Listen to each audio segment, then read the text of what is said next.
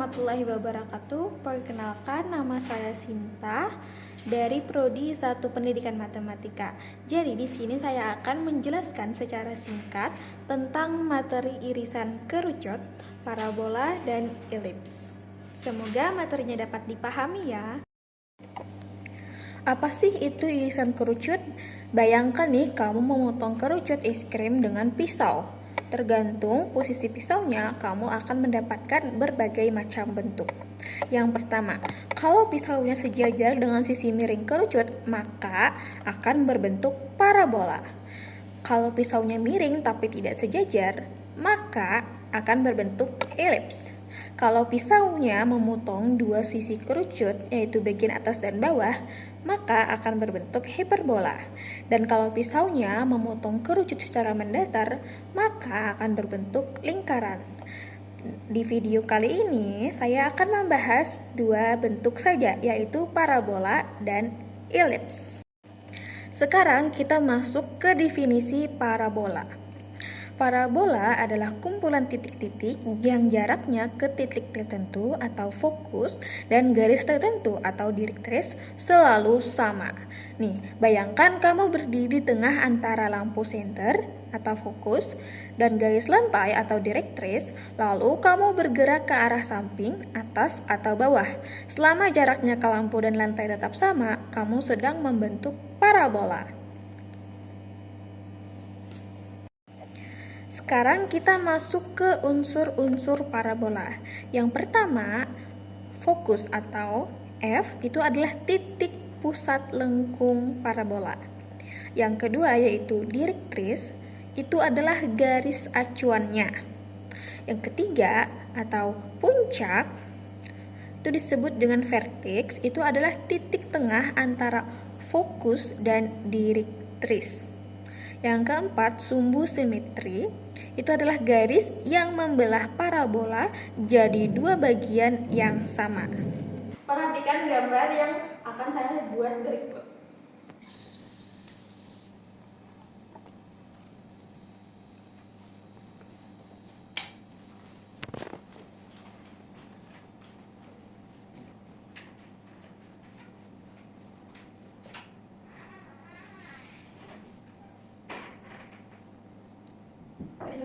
Nah, ini gambar parabola.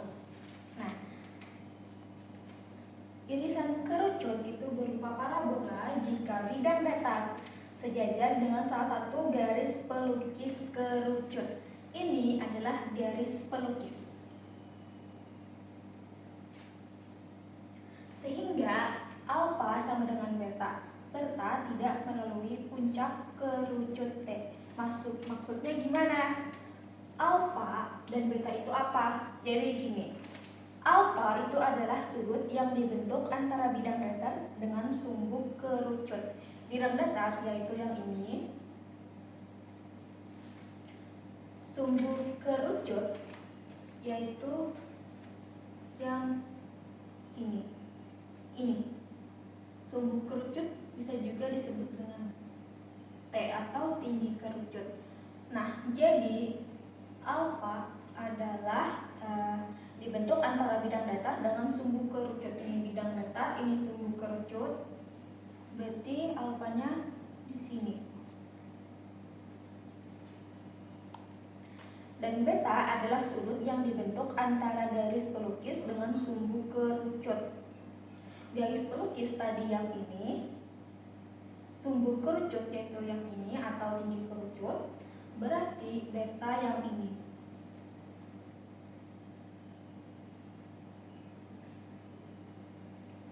Jika alfa sama dengan beta dan bidang melalui puncak kerucut T, maka irisannya berupa sebuah garis lurus. Sekarang kita akan membahas persamaan parabola. Pertama, kita bahas parabola yang memiliki puncak di titik 0,0 atau dalam koordinat kita tulis seperti ini. Ada dua bentuk umum nih dari persamaan parabola dengan puncak di titik 0,0. Yang pertama, y kuadrat sama dengan 4px. Parabola ini membuka ke kanan jika nilai pi positif dan membuka ke kiri jika nilai pi negatif. Yang kedua, X kuadrat sama dengan 4pi.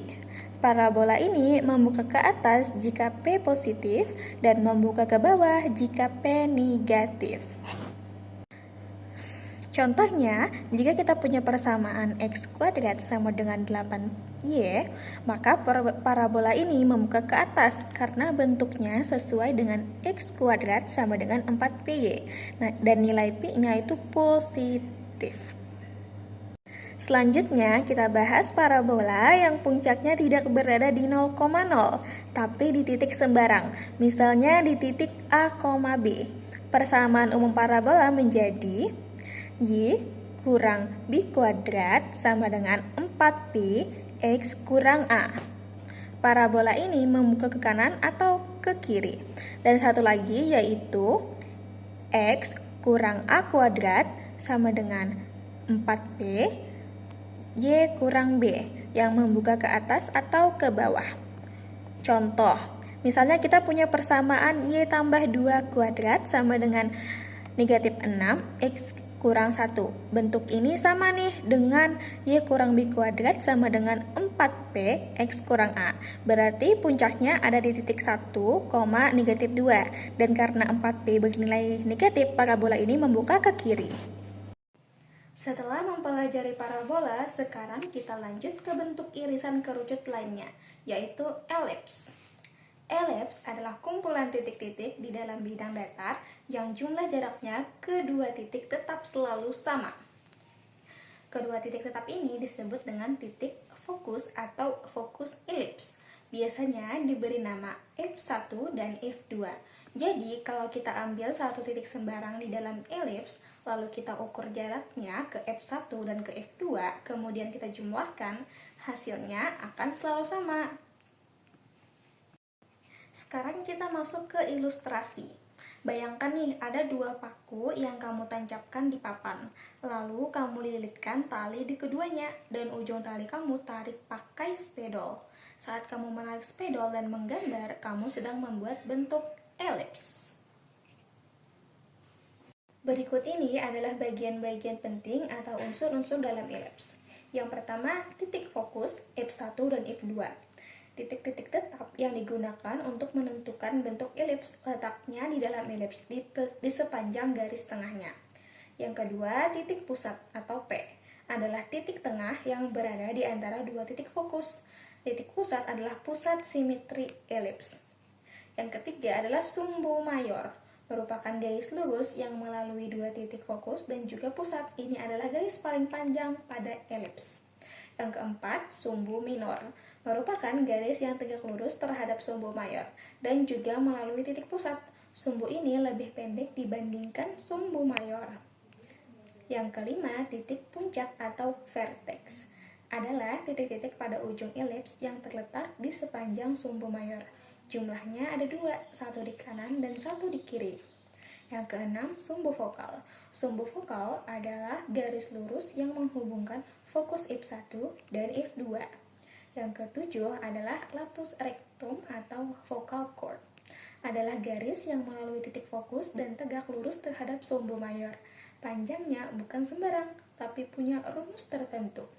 Kesimpulan singkatnya adalah, jadi elips itu punya dua fokus, satu titik pusat dan dua sumbu utama, yaitu sumbu mayor dan sumbu minor.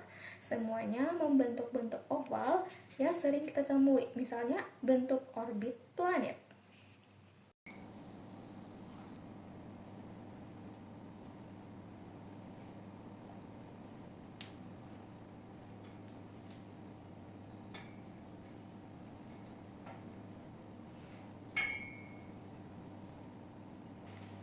Irisan kerucut berupa elips jika alfa lebih besar dari beta, serta bidang datar tidak melalui puncak kerucut T.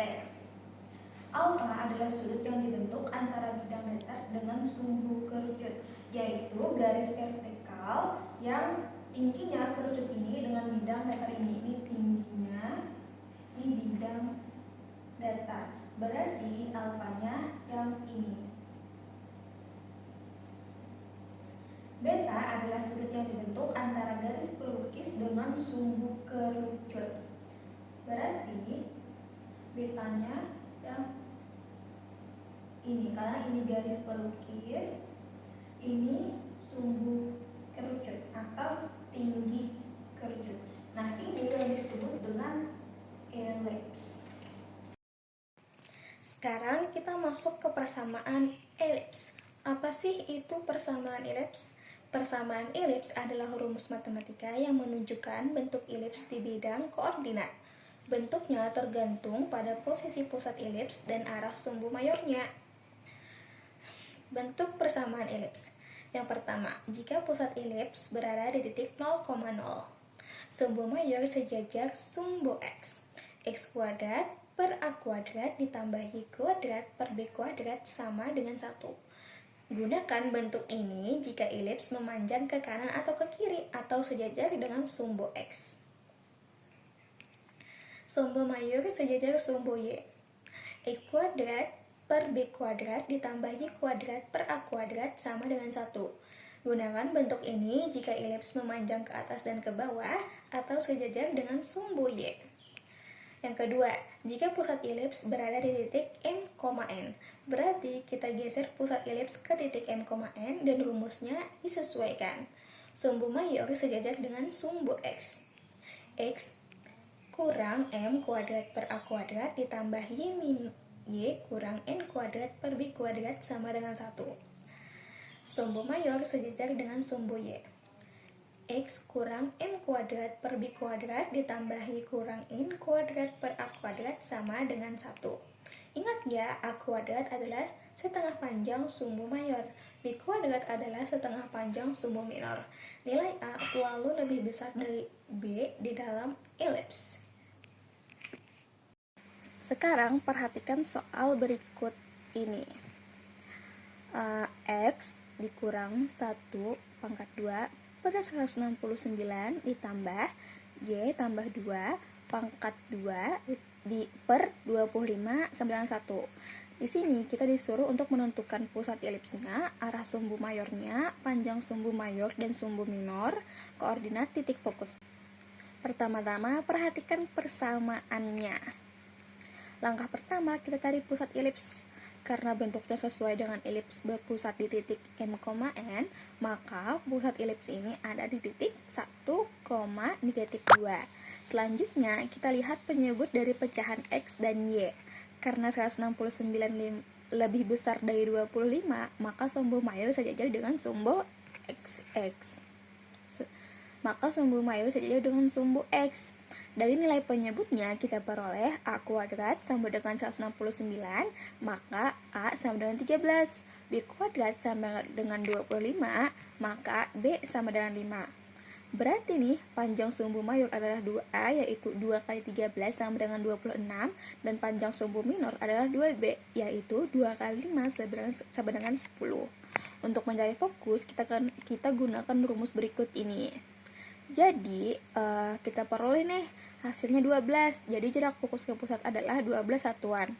Karena sumbu mayor sejajar dengan sumbu X, maka koordinat titik fokus adalah F1 sama dengan 1 kurang 12, negatif 2 sama dengan negatif 11, negatif 2.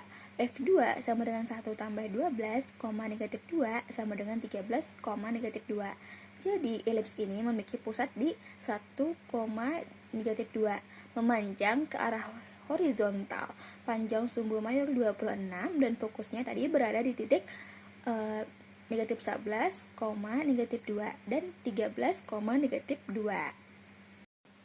Sekarang kita masuk ke soal yang kedua. Seorang tukang kembang api ingin merancang lintasan roket kecil yang diluncurkan dari tanah. Roket itu mencapai puncak setinggi 50 meter, lalu jatuh kembali ke tanah sejauh 40 meter dari titik peluncuran. Kita diminta menentukan persamaan parabola yang menggambarkan lintasan roket dan mencari tinggi roket saat berada 10 meter dari titik awal. Langkah pertama, roket diluncurkan dari titik 0,0.